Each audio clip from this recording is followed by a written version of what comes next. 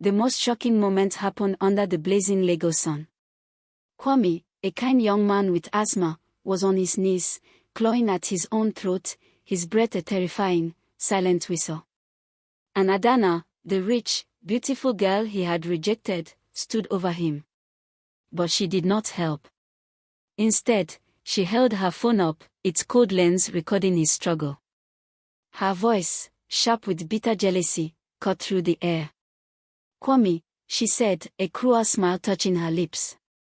"Where is your precious Kemi now? Isn't she the one you love?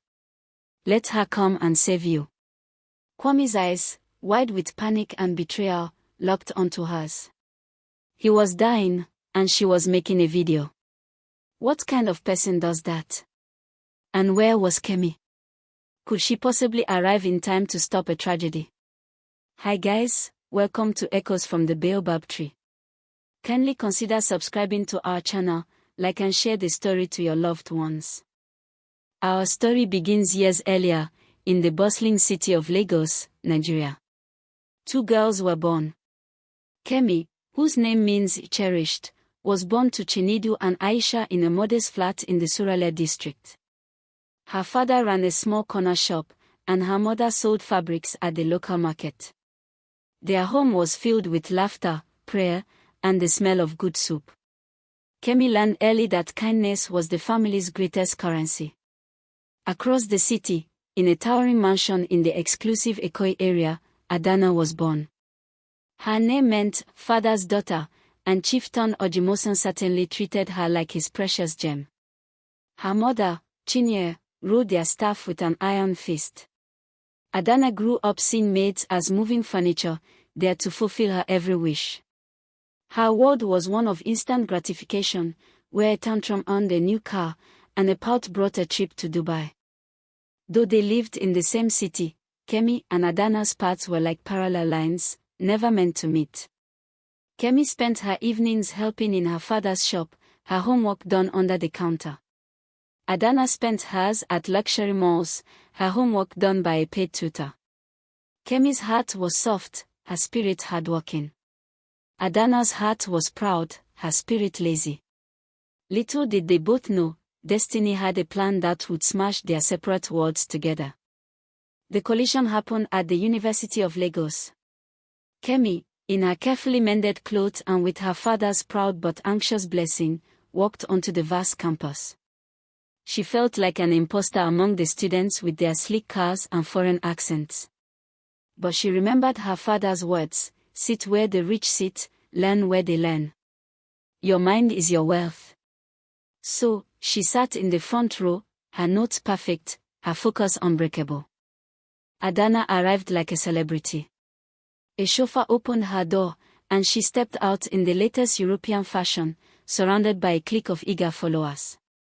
University was just another stage for her. She barely glanced at her books, knowing her father's generous donations would smooth her path. But then she noticed Kemi. Noticed how lecturers praised her. Noticed how other students respectfully asked for her help. A slow, hot seed of irritation planted itself in Adanna's chest. The seed grew into full-blown jealousy when Kwame joined their class. Kwame was gentle, intelligent, and carried an inhaler for his asthma. From the first day, his eyes followed Kemi's calm, graceful movements. He admired her. He tried to talk to her after class. Adanna, who had wanted Kwame's attention for months, watched this unfold. She had dropped hints, bought expensive gifts, but Kwame only had shy smiles for Kemi. The jealousy in Adanna's heart twisted into something dark and dangerous. One evening, driven by a mix of pride and desperation, Adanna sent Kwame a private message online. "I like you," she typed. "I have for a long time." Her heart hammered as she waited. The reply was gentle but firm. "Adanna, you are a nice person. But my heart is for Kemi." Those words were like a slap. Adanna threw her phone across her bedroom, screaming in frustration. It was always Kemi. Always the poor girl from Surulere. From that day, Adanna's behavior turned venomous. She accidentally bumped into Kemi, spilling her books. She laughed loudly when Kemi gave a correct but complex answer in class. She whispered cruel nicknames to her friends. But Kemi, guided by her mother's teachings to turn the other cheek, simply focused harder on her work and prayed for strength. She had no idea how deep Adanna's hatred ran. Scene 10. The tension exploded on a sweltering Tuesday afternoon in March. Students were milling about after a lecture. Kwame, feeling a tightness in his chest, reached for his bag to get his inhaler. It wasn't there. He must have left it in the classroom. Panic shot through him as the familiar, terrifying constriction seized his airways. He stumbled into the hallway, gasping. And there was Adanna. She saw his struggle, saw the terror in his eyes. Instead of running to get help or his inhaler, a wicked idea flashed in her mind. This was her moment. She pulled out her phone, hit record, and spoke those cruel, shocking words we heard at the beginning. But just as Kwame's vision began to darken, a blur of movement came from the other end of the hall. Kemi. She had been looking for Kwame to return a notebook. She took in the scene in a heartbeat, Kwame on the ground, Adanna with her phone. Without a second's thought, Kemi dropped her things and sprinted toward the classroom to find the life-saving inhaler. The race against time had begun. And as Kemi frantically searched the empty classroom, Adanna simply stood her ground, recording, a cold satisfaction on her face. But then, she looked at her phone screen, and her own reflection stared back at her. For the very first time, she saw not a powerful princess, but a monster. The shock of that image made her hand tremble. What had she just done? Kemi's hands trembled as she overturned Kwame's bag in the empty classroom. Books, pens, a notebook, where was it? Her breath came in short, panicked gasps that mirrored his. Then, her fingers brushed against the cool, plastic shape at the very bottom. The inhaler. She snatched it and flew back into the hallway like the wind itself. Kwame was now slumped against the wall, his lips tinged with blue.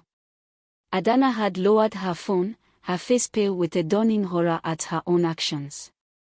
Kemi didn't even look at her. She dropped to her knees, placed the inhaler in Kwame's mouth, and pressed. Once. Twice. A lifetime seemed to pass in those seconds. Finally, a weak, wheezing breath came from Kwame, then another, deeper one. The life slowly returned to his eyes. Call an ambulance. Kemi shouted to the crowd that had gathered. As others sprang into action, Kemi held Kwame's hand, whispering, "You're okay, you're okay."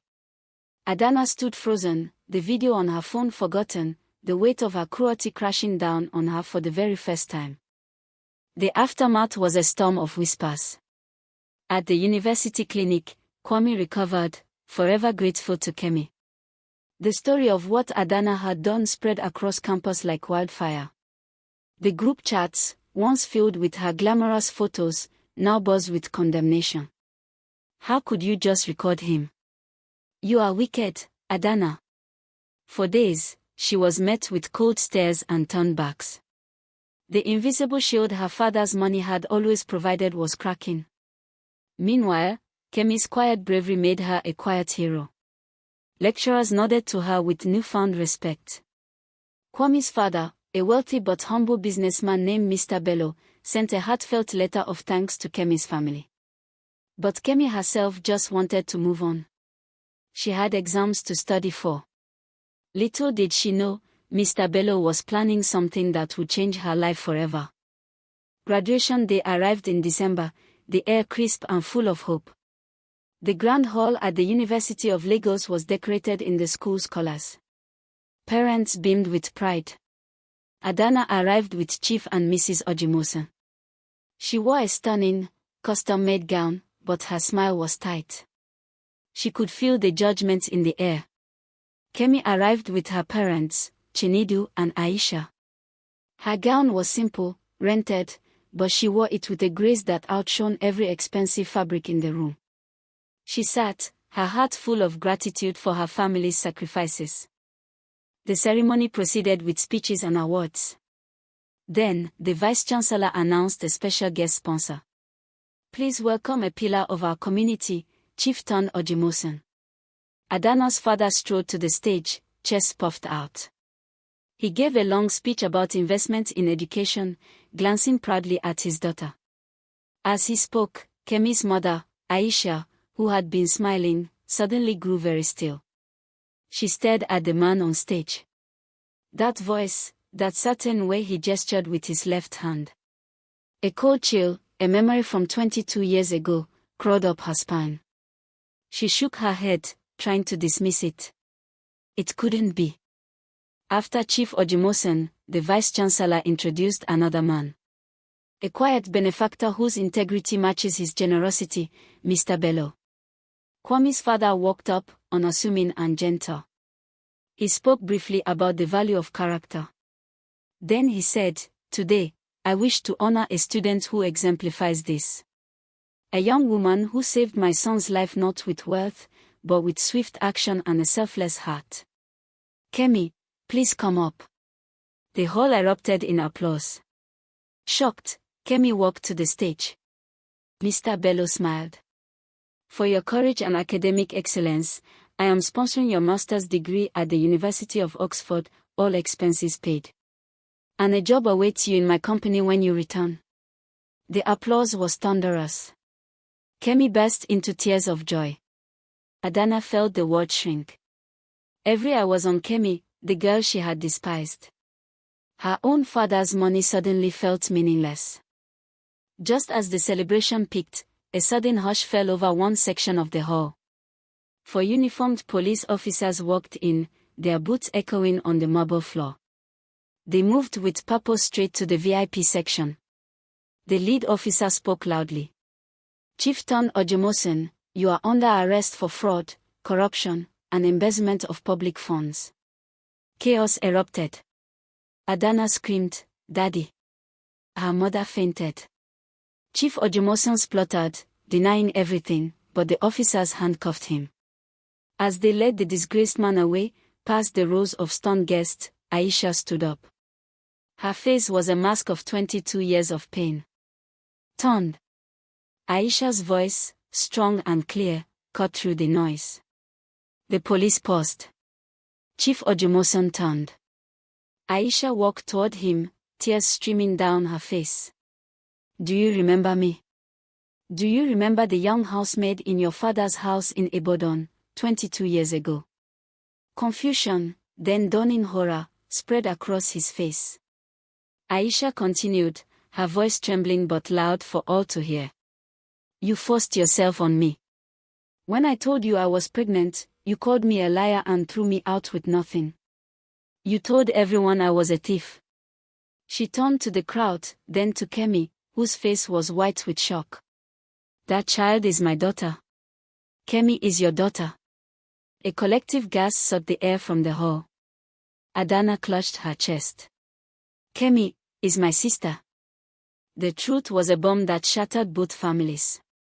Chinedu, Kemi's loving father, stepped forward and put his arm around Aisha. "I married this brave woman. I raised Kemi as my own, because you threw away a diamond." Chief Ojemoson had no words. He was shoved into the police van, his empire collapsing in an instant. In the following months, he was convicted. His assets were seized. Adanna and her mother were left with nothing, moving from their mansion to a tiny apartment in a crowded part of Lagos. Adanna's new life was a painful lesson. She sold her designer clothes to buy food. She applied for jobs, but her famous surname now brought doors slammed in her face.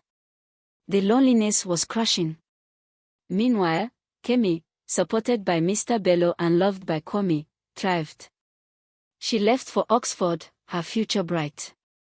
But Kemi's heart, trained in kindness, never forgot Adanna's suffering. When she returned a year later, successful and engaged to Kwame, she saw Adanna struggling at a market stall. Instead of scorn, she felt pity. One afternoon, Kemi invited Adanna to a quiet cafe. Adanna came, dressed simply, her eyes downcast. "I am sorry, Kemi," she whispered, tears falling. "For everything. The bullying, the jealousy, for what I did to Kwame. I was empty inside. I see that now."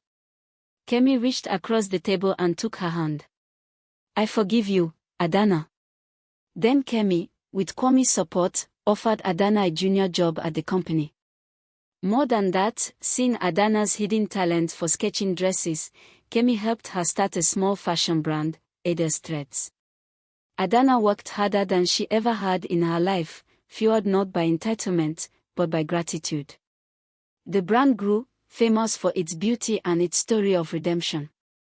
Years later, at a family dinner where both sisters, their mothers, and Chinedu laughed together, the old wounds had finally healed. They learned that true wealth isn't in your bank account, but in the love you give, the kindness you show, and the strength of your character. And that is a fortune that can never be stolen. Thanks guys for watching, hope you enjoyed the story. Don't forget to share, like and subscribe. See you next time.